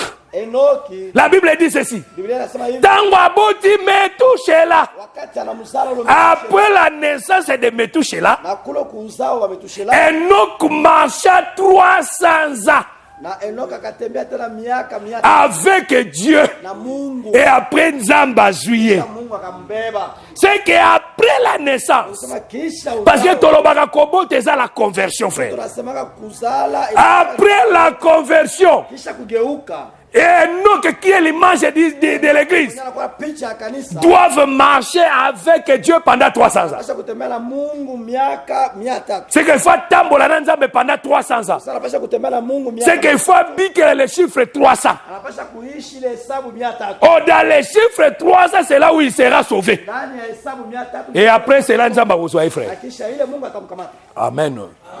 Voilà pourquoi. Ndio kwa maana. Si vous avez le chiffre 300 na kati na Kama yo, unaona hesabu 300. bilanga ba Philistins otumbango, frère. Ile mashamba wa Filistini au Parce que bilanga ba Philistins za ba foi enseignement nyoso zo mono. mashamba wa Filistini na kwa mafundisho ya Ezaka bilanga ba Philistins. ile garaka mashamba. Il faut les brûler. Napasha kuichoma. Faut otumbango. Napasha kuichoma. Parce que le feu c'est la parole. Moto ni neno. Ezate que faut banobele la moto kitate. Sasa moto shuka moto. Les frères Jérémie zoloba que le feu c'est la parole. Yeremia anasema moto ni neno. Et Jésus a dit que Jésus venait allumer le feu. Na Yesu anasema kuja kuhakisha. C'est-à-dire c'est lui qui était venu donner sa vraie parole. kuleta neno ya Si kweli. tu as cette parole, Unakuwa na ile neno. tu vas brûler les champs des Philistins. Utalungusha mashamba ya Filistini. Amen. C'est que le chiffre 300, Ni kusema hesabu 300. c'est le chiffre de la victoire. Kwa hesabu ya ushindi. C'est le chiffre du salut. Ni kwa hesabu. C'est le chiffre de la réussite. Kwa ni hesabu ya kuweza. C'est le Seigneur Jésus. Ni Yesu Kristo. Il est dans le chiffre 300. Ndio anakuwa hesabu. Soko zali na kati na ye. Kama unakuwa ndani mwake, Okolonga nyonso. utashinda yote. Amen, église. Maintenant, tozo que de toucher partir sous quoi aussi salelo. Nenda kugusa tena kipande cha mwisho tuishe leo. Tolobi que muto ya utaki na Ephraim. Tunasema lo muta kutoka kule kumuji ya Efraimu. Parce que Ephraim, ça veut dire Joseph. Yule Efraimu inasema Yusufu. Parce que Ephraim azalaka deuxième fils ya Joseph. Efraimu kama mtoto wa pili wa Yusufu. Oh, Ephraim ndazali na droit d'aînesse Efraimu ndio alikuwa na haki ya kwa kwanza par rapport ya Manasseh. kufatana na Manase. Yenda koma ina droit d'aînesse. Yeye ndio alikuwa na ile haki ya kwa. Oh, la montagne d'Ephraim, Ile mlima ya Efraimu selon Juge 6 kufatana na Hamzi 6, et Juge 4 plutôt, Hamzi 4. esika oyo Deborah bande kwa kosala jugement. Ile fasi Deborah ndo kwa Amu. Deborah bande kwa kosala jugement na montagne ya Ephraim. Deborah alianza kwa Amu kule mlima ya Efraimu. C'est que la montagne d'Ephraim, Kusema ile mlima ya c'est Efraimu la montagne de la grâce. inakuwa ni mlima ya neema. Là où Dieu ne frappe pas. Kule Mungu apigake hapana. Parce que dans la Bible, il y a seulement deux montagnes. Ndani ya Biblia kuna kwa tu milima. C'est le frère Paul qui a expliqué Bissongo dans Hébreux chapitre 12. Waebrania 12. Amen. Alors, il y a la montagne de Sinaï. Kunakuwa ile mlima Sinai. Il y a aussi la montagne de Sion. Kuna mlima Siona. La montagne de Sinaï, c'est là où il y a des éclairs et des tonnerres. Sinai ndio kule kunakuwa Mais la montagne de Sion, c'est là où il n'y a pas de tonnerres et des éclairs. hakuna matonera na maekler. C'est-à-dire, la montagne de Sinaï, c'est la montagne de la colère, là où il y a l'homme. Kusema mlima Sinai ndio kuna Parce que la montagne de Sinaï, là où il y a le rugissement du lion, kule kunakuwa kulalamika ya c'est là où le lion a rugi sac. ndio kule simba analalamikaka. C'est l'homme qui est là-bas. Ni mtu Et personne ne peut monter là-bas. na hakuna mtu atapanda. Et la montagne à Sion, c'est la montagne où la femme s'aimait. Mlima Siona ndio kule mlima mwanamke ana Moi, ça va regarder la montagne à Sion. mwanamke anakalaka kule mlima Siona. Parce que la montagne à Sion, va baigner en Jérusalem d'en haut. Ndio mlima Siona wanaita Yerusalema ya Oh, selon Galates chapitre 4, Watana wa Galatia sura 4. Jérusalem d'en haut, ils allaient regarder Sarah. Yerusalema ya juu inakalaka ni Sara. C'est que la montagne de Sion, ils allaient regarder Sarah. Kusema mlima Siona inakalaka ni Sara. Est-ce que vous avez madame? Unanifuata mzuri. Amen. Amen. Bah, maman, ça va? Wa mama iko mzuri. Dans likolo makasi? Niko juu sana. Hein? Ah, na mati makasi, hein? Sema unapanda. Nakita, Nishuke mbele. nazo kita pona bino. Nashuka njuu yenu. Parce que l'idée, il faut bien comprendre. Unapasha muelewe. Monter à quoi matate na cher à lobby que soit comprendre le loto comprendre le lobby. Non, bon, ça na kufi siko. Bila hizo kusema kama uelewe mzuri leo utaolewa kesho afu kama unakufa leo. Amen.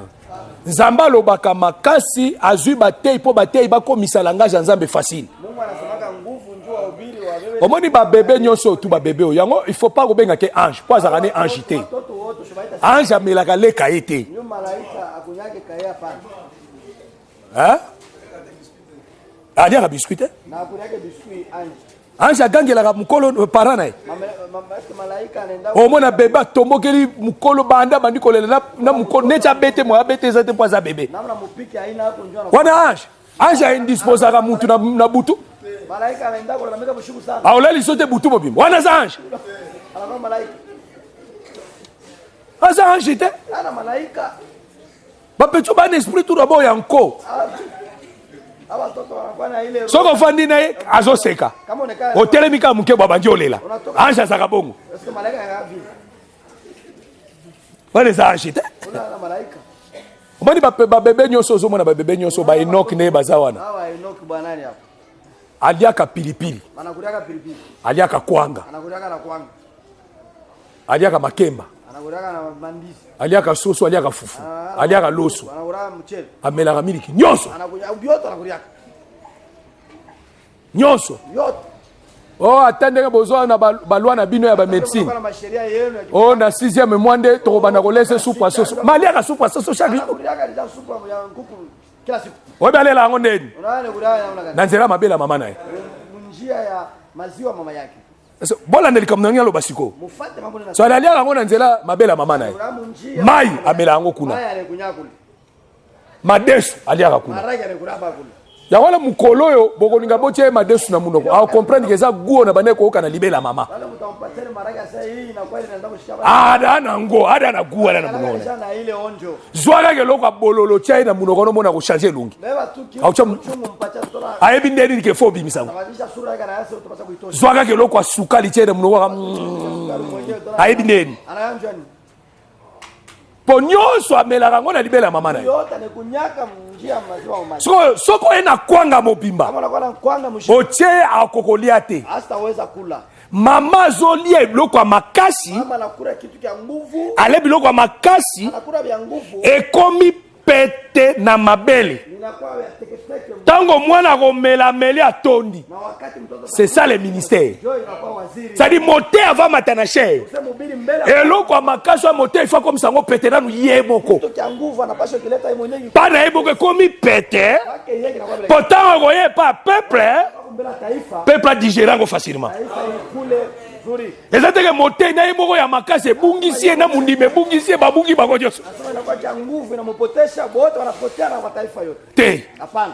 Asobola na malamu. Unafuata mzuri. Na ningibola na ngai très bien poto sukisa. Unafuata mzuri ndio tuishi. Ça dit il y a deux montagnes. Kusema unakaa milima mbili. Il y a la montagne de Sinaï. Mlima ya Sinai.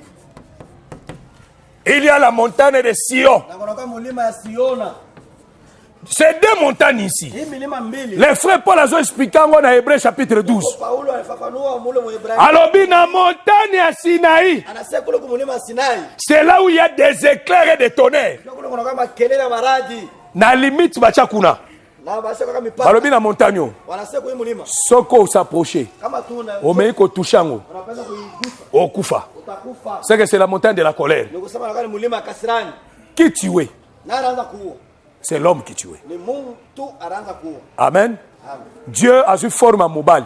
Mungu anabeba hali ya mwanaume Pour na koboma. juu ya kuua. Voilà pourquoi nous avons la montagne à Sinaï avec lion. Ndio kwa maana Mungu kule kusinai alikuwa simba. Bible le bien la colère du roi est rugissement lion. Biblia anasema kasirani ya Yango personne ne pouvait s'approcher parce que les lions rugissaient. Ndio ile mtu akupasha kuigusa juu simba anaanza kulalamika. Amen.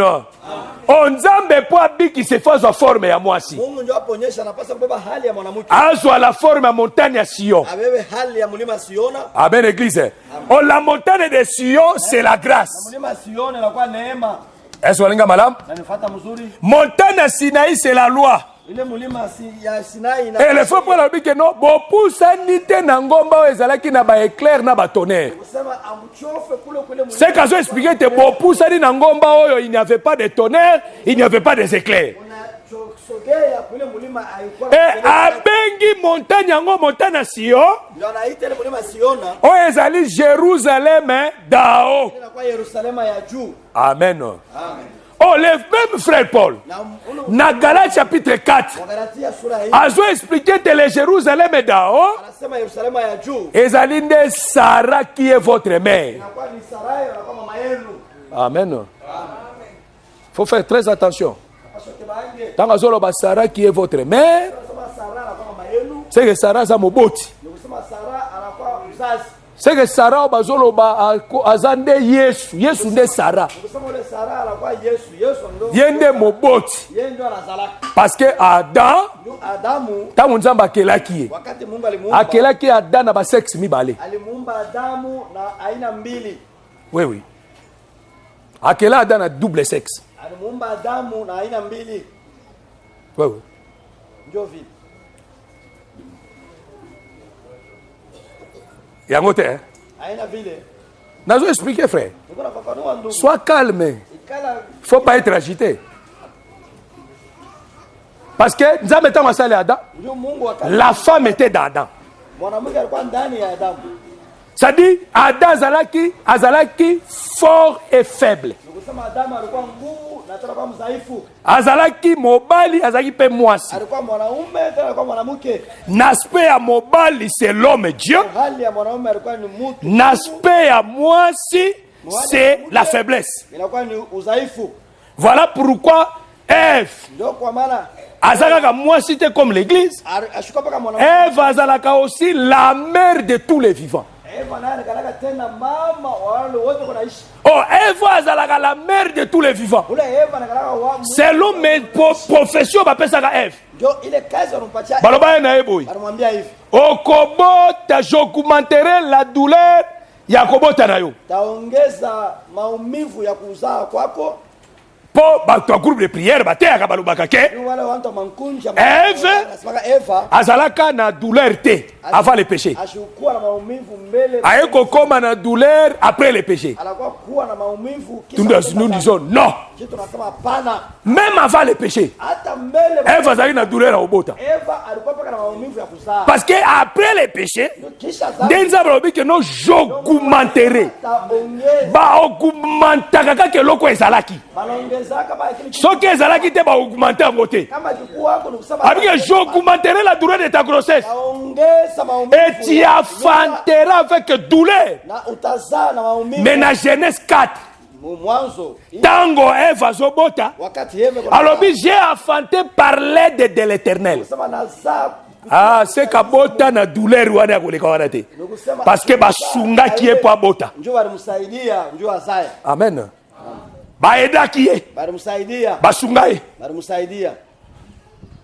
Est-ce qu'on est malade? Na nifuata mzuri. Baeda ye. Walimsaidia. C'est que prophétie wana Kusema matabiri. ya Ève akokoma la mère de tous les vivants. Atakuwa mama wa Ezalaki ya marche. ilikuwa ikum Eza kotambola frère. anaanza kutembea. Ekokoma quelque part frère. Fasi moja hivi ndugu. Mwasi moko abota mutasunga ya azalaki te. Hakuna hata mwanamke mmoja alizala na mwanamsaidia. Balobi ke mwasi wana bota na souffrance akosakana te. Ule mwanamke anazaa na maumivu ya nguvu. Oh, la femme abotaki na souffrance akosakana te pe na kobota na ya kufa, c'était Rachel. Na ule mwanamke anazaa na maumivu ya nguvu na mkuzaa kwake anakufa. C'est que la profession balobelaka Ève. Sasa matabiri wanamuonesha Ezaka nango en réalité Ève te. haikuwa ya kweli ya Eva. C'était Ève prophétique. Ilikuwa ni Eva au manabii. C'était Rachel. Ilikuwa ni Racheli. Amen. Oh, Rachel Racheli azalaka dernière femme ya Jacob abotaki. anakalaka mwanamke wa Yakobo wa mwisho na alizaa. Parce que Jacob akobota basi misato avant. Yakobo 3 femmes. mwanamke watatu. Babotaka bana 10. Wolo watatu watazana watatu. Oh, les 3 femmes de Jacob bazobota bana 10 ezaka le prophète et le psaume. Anakalaka sheria Zaburi na wanabii. Bango babimisaka les 10 paroles de la loi. Wao wanatoshaka masemo 10. Mwasi asuka pe soki aboti basi mususu bakobota te ezaka Rachel. Ule wa mwisho anazala hawatazalaka tena. Ye abotaka bana mibale. Anazala watoto wawili. Abotaka 2 fils. Anazaa watoto wawili wanaume. Mais oui, 3 oyo elobelaka Moïse est venu avec la loi. Kusema hii tatu nasema Musa alikuwa na Jésus-Christ est venu avec la grâce et la vérité. Yesu anakuja na neema na ukweli. Amen. Amen. C'est que Rachel Nikusema Racheli soki aboti kama anazala akokufa atakufa. atiki mwana na bomoi. Anaacha mtoto maisha mzima. C'est que véritable Rachel Nikusema Racheli oyo eza le Seigneur Jésus kwa Bwana Yesu. oyo alobaki boye Israel Israeli. nazolinga nasangisa bino ndenge soso ya mwasi asangisaka bana na ye. Ile mtuku Ah, c'est que la mère kusema mama ezalaka nde Jésus, inakalaka ni Yesu. c'est lui votre mère. Ni yeye ndo kama mama. Amen. Yakufa Yeye alikufa. atika biso na bomoi. Anapata shishi na uzima. C'est que véritable Ève Nikusema Eva wa kweli ezalaka nde Jésus Christ. inakalaka ni Yesu Kristo. Ye nde véritable Ève. Yeye ndo anakalaka Eva wa À kweli. cause de sa mort Kupitia nufu yake biso totikali na bomoi. unabakia. Soko otuni Benjamin Kama unamuuliza Benjamin, wapi mama na yo? mama yako kwa wapi? Ah, mama na nga kufa mukolo abotaki ngai. Alikufa wakati alizaa. C'est que biso tobotama na quoi Nikusema sisi le jour de la mort de Jésus. siku ya nufu ya Yesu. Et lui il est mort Yeye anakufa. et nous sommes restés vivants. Tunabakia tunaishi. Parce qu'en réalité Jésus azalaki une bonne femme ifalaka bota na suki sawana lelo. Ukweli Yesu alikuwa mwanamke mzuri anapasha azae. Yende falaka bota. Parce que ba usi oyo baki kokanga Jésus ezalaki ba femme sage oyo bazali kosunga mwasi po akende obota malamu. wale wote wakapo kufunga Yesu ilikuwa wale wanawake wanazalishanaka wanawamba njoo itakazale mzuri. Amen. Yango bakangaki ye Njoo walimfunga. bakenda ye po abota. Wanaenda naye njoo itakazale. Mwasi abotaka na elamba na nzoto te. Mwanamke azala. Badeshabillaki ye. Wanamtoshaka manguo. Ndabotaki na ikulusu. Njoo anazala kule kumsalaba. C'est le lieu de l'enfantement. Inakuwa ni fasi ya kuzala. Desika biso tobotamaki. Njoo fasi ya kutuzala sisi. Est-ce que vous malamu? Anifuata mzuri. Il a donné sa vie pour nous. Alipeleka maisha yake njoo. Andima kufa po biso totikala na bomoi. Kufa njoo sisi tubakie ndani. C'est que la montagne de Sion, Use mulima Siona. c'est Sarah. Inakuwa ni Sara. Na vous expliquer mon mardi bien. Taifafanua mkati. Parce que Sarah, Sara c'est notre mère. inakuwa mama yetu. Amen. Montagne wana. Ile mulima. Ne montagne oyo. Déborah Fandaki. C'était la montagne d'Ephraim. Ile mulima yenyewe Deborah alikariaka. Montagne wana montagne Déborah Fandaki. Ile mulima. So Déborah zanani. Deborah alikuwa nani? Maman Brigitte, hein? Mama Brigitte. Prophétesse ya Azalia wana na Bel Air, hein? Alikuwa ule mnabii alikuwa umbele. Hein? Non. Hapana. La Bible dit ceci. Anasema hivi. Tango Déborah sotelema na Israël. Wakati Deborah Balobi azotombwa malokola une mère d'Israël. ananyanyuliwa kama vile mama wa Israeli. C'est kazalaki maman oyo atombwami na kati ya Israël. Kwa mama ananyanyuliwa ndani ya C'est Israeli. elle qui était sur cette montagne Yeye alikuwa juu ya ile mlima. pour le jugement. Juu ya kuamua. Cette montagne, Ile mlima. c'était la montagne de la grâce. Ilikuwa ni mlima ya neema. C'est le ciel. Ilikuwa ni mbingu. Jérusalem d'en haut. Ilikuwa ni Yerusalemu ya juu. Est-ce que madame? C'est là où Ndio kule cet homme doit venir. huyu mwanaume atakuya. Amen. Et mutu anaenda kouta na Ephraim. Na ule mtu atoa ule kwa Na ba epi ya sika. na vikundi vya sasa. Azoya nango. Yako nakuya nabi. Pona lelo tosuki awa. Juu ya leo tunaishi. Que le Seigneur vous bénisse. Bwana amebariki.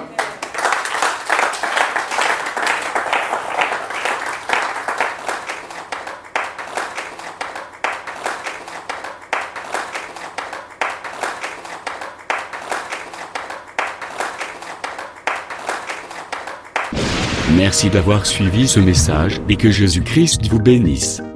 Si vous avez une question à l'intention de l'homme de Dieu, si vous voulez que l'homme de Dieu prie pour vous, si vous voulez vous confier à l'homme de Dieu, ou si vous voulez tout simplement bénir l'homme de Dieu, contactez-le directement si ses coordonnées sont disponibles depuis sa page. Sinon, contactez-nous et nous lui transmettrons vos préoccupations. N'oubliez pas de faire un tour à notre page évangélisation pour voir en quoi vous pouvez vous rendre utile à Christ par cette œuvre. Que Dieu vous bénisse tous. Amen. ChristQuality.com. Les cieux en un clic de la souris. Évangile-éternel.com, le site de l'évangile éternel. Christ et Quality Fondation, équilibrer la manne ramassée dans le désert de sorte que chacun ait un numère.